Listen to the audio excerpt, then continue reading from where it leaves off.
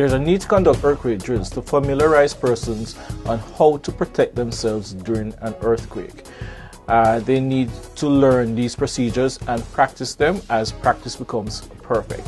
The drill was conducted at the Government Administration Building and Radio Cayman.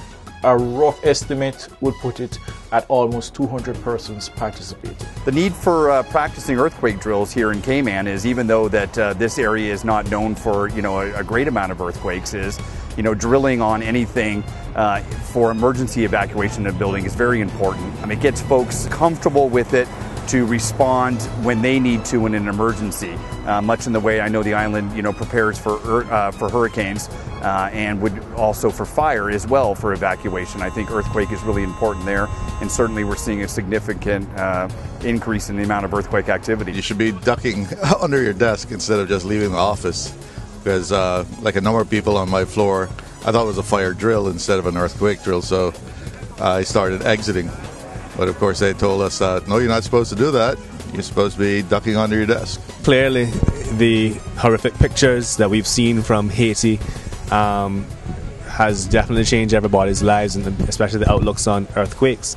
The advantage, if there's any quote-unquote advantage of a hurricane, is you can have some form of advanced preparation.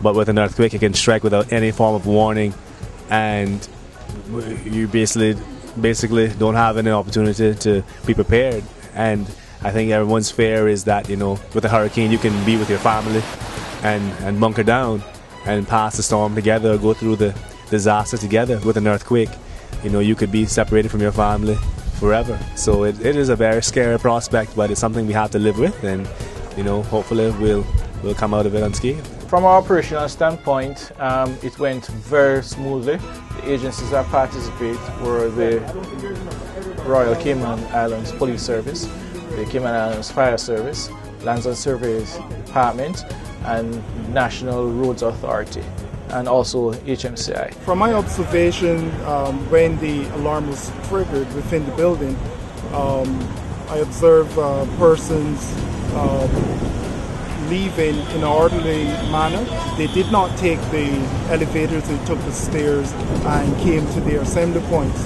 There were one or two areas of concern that obviously we could do a little bit better next time, and I suspect that over time in more drills, occupants of buildings would become more sensitized to what they have to do, where they have to go, and of course the role that will be played by the floor managers in accounting for everyone. We would need to have this information as to how many persons perhaps were left in the buildings, but hopefully everyone should have taken the signals quite seriously and evacuated when it was safe to do so. There are a number of things that an individual can do to prepare themselves for an earthquake. Yes, you do not know when it will occur, but you can prepare yourself for it.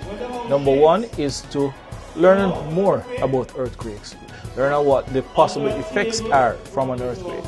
Another way you can prepare yourself is to try and identify all the hazards that are around you, things that can cause you potential harm during an earthquake. The plants on top of the filing cabinet, insecure pictures hanging on the wall, bookshelves not reinforced to the floor or to the wall that can topple. There are a number of little things in and around our environment, at home, at the workplace, that can cause potential harm. So we need to identify these, retrofit them, make them more secure so that during the shaking it won't affect you. Also, very important, you need to prepare a family plan. This family plan will speak to how the family will respond after an earthquake. Who will pick up the children, where the children will go, where will you reunite after the earthquake event. As far as what we could do in the next drill, I think making it even much more a surprise, I think would be great. I think trying to do these things more often. I think mixing it up a little bit, certainly as hurricane season comes in, and having some drill there and having a fire drill that's a surprise, and then mixing it up with an earthquake drill.